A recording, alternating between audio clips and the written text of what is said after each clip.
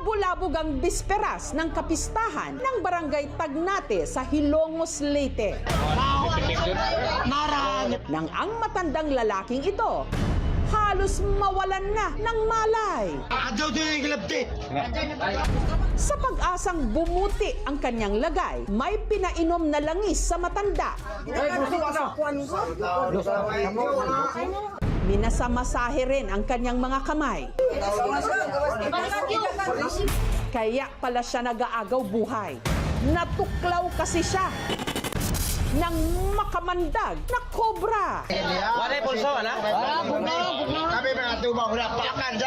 Pero ang mas ikinabahala ng mga residente, ang nag-aagaw buhay na matanda, walang iba. Dara guys, so dara katong kuan si Danny the King Cobra. Kundi ang itinuring pamanding Cobra King ng kanilang bayan na may kakayahan daw magpaamo ng mga ahas kahit pa yung mga makamandag. King Cobra ba? Banakon. Siya ang naitampok na namin noon dito sa ating programa, si Danny Sebial. Dumating na yung rescue team. Sa pagkakataong ito, makakaligtas kaya sa bingit ng kamatayan ang tinawag pamanding Cobra King. Hindi lang niya kayang paamuhin ang kanyang mga alaga. Isinusubo pa niya. Pero bakit tila hindi yata umubra ngayon ang kanyang bertud? Halos isang dekada na ang nakararaan nang unang itinampok dito sa KMJS ang kakaibang kakayahan ni Danny na magpaamo ng mga makamandag na ahas. Natatnan ng aming team ang kumpulan na ng mga tao sa tapat ng kanyang bahay. Nakahanda na rin pati ang makakasama niya sa kanyang performance, ang kaibigan daw niyang ahas. Una na riyan ang Samar Cobra na ito na nakasilid pa sa aquarium. Dinasalan muna ito ni Danny.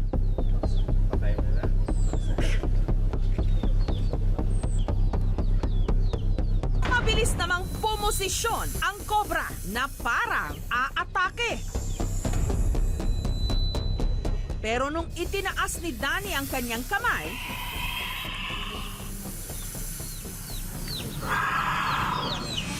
sa kalagitnaan ng pagpapakitang gilas ni Danny, laking gulat ng lahat nung bigla siyang nagpakagat sa labi at daliri.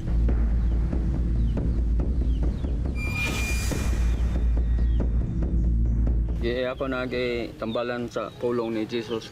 Ang aming team may daladalang anti-venom at medical staff. Pero si Danny tumanggi na magpaturok ng anti-venom. Sa halip, sinipsip lang niya ang dugo at hinalikan ng prayer book na may mukha ni Hesukristo. Sunod niyang inilabas ang isa pang sawa. Pinagsabong niya ito.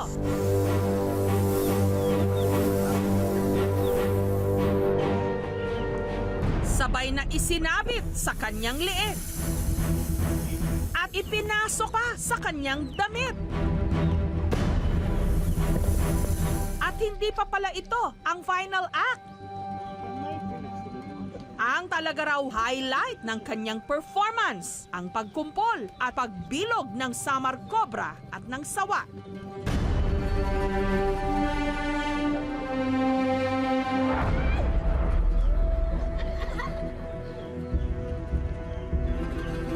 Sa Bisaya pa, dili ka makapaak, ikaw has kay Satanas ka. Binuhi ka sa Satanas.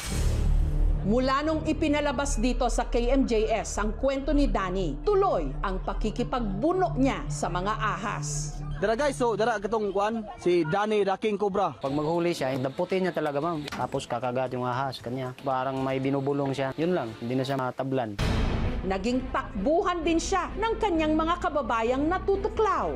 Kaya ito bagpakan ni tayo, ngut-ngut ni sa. Mutmut na ang iugasan dayon. Lain gabang lawas. Hinahanap siya kapag may nakagat, mga ahas. Kahit manggamot na siya, ma'am, hindi naman siya nagano, hingi ng bayad. At dahil sa kabilang bayan na ng bato nakatira at bumuo ng pamilya, ang anak ni Danny na si Danilo, ang mga alagang ahas lang daw ng kanyang ama ang lagi nitong kasama. Lagi pangaraw itong dala ni Danny sa tuwing siya'y lumalabas ng bahay. Danny Cobra. Katunayan, nitong Lunes ng tanghali, dala pa raw ni Danny ang alaga niyang cobra nang bumisita siya sa bahay ni Juvelin. Kung naalala niyo yun sa Jessica Soho, ito siya. Hey, nakakakilabot. Dumaan din si Danny sa bahay ng isa pa nilang kakilala nung hapon ding yon para makipag-inuman. Maya-maya pa, i-flinex pa niya ang kanyang alagang cobra sa kanyang mga kainuman. Ate nakuha na ka to eh.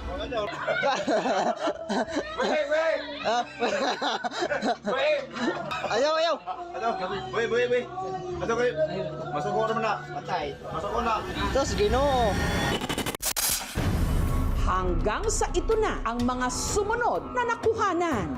Video ng mga nagkakagulong residente.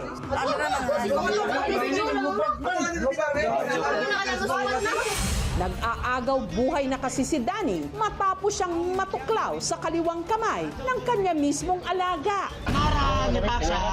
Medyo nakaramdam daw siya ng panghihina. Pinaupo siya ng mga tao. Dali-dali siyang nag-orasyon sa kanyang sarili. Hindi na tumalab. Siguro nagkamali siya ng bigkas sa kanyang orasyon dahil lasing na siya. Pero makalipas ang ilang minuto, tuluyan na siyang nawalan ng malay. King Cobra. Dumating na yung rescue team. Nakita ka na maraming kagat sa may bandang kamay. Pag alam namin na snake bite, as soon as possible, dinadala na namin sa ospital. Ang sinapit ni Danny, agad na ipinarating sa kanyang anak na si Danilo na noon nasa syudad ng Baybay, dito rin sa Leyte. Maraming tumatawag sa akin, dinala papa ko sa ospital. Pagdating ko ng ospital, patay na po siya. On examination, mayroon pong fresh po na kagat ng ahas. So yung cause of death niya, most probably a snake bite. Kapag kinagat ka ng king cobra, yung unang mangyayari ay may swelling sa kamay. Next would be dizziness, shortness of breath. Yung nakakamatay talaga would be yung paralysis, yung lungs niya would stop working, total organ failure. Nalulungkot po kasi hindi namin inasahan na ganyan, biglaan.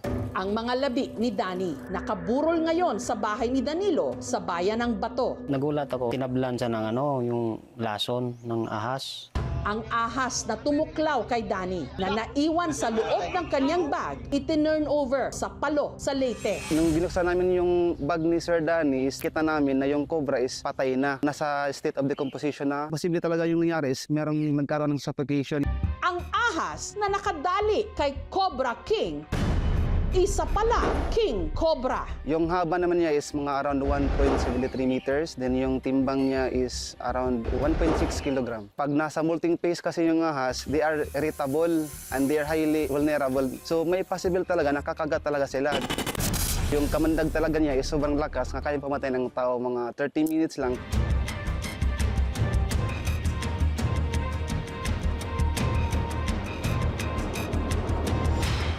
Pero sa tinagal-tagal ng pag-aalaga ng ahas ni Danny, bakit tilang ngayon lang tumalab sa kanya ang kamandag ng cobra? Yung ahas kasi, sometimes, meron tinatawag nating dry bite. Yun yung time na hindi lumalabas yung kamandag ng ahas. So, kagat lang talaga siya. Walang kasamang kamandag. So, possibly, yun yung mga nangyari kay Sir Danny noon. Malaki din nga ang kawalan sa bayan namin kasi gaya namin nasa malayong lugar kami. Pag may nakagat po ng ahas dito ay siya po talaga ang nagagamot. Pag niya nahawakan kasi hindi naman sila nanunuklaw. Pag nakakita silang tao, aalis lang din naman sila. If ever po makagat kayo ng ahas, dalhin agad sa ospital kasi meron namang nakahandang antivenom. Si Danny Cobra. Look!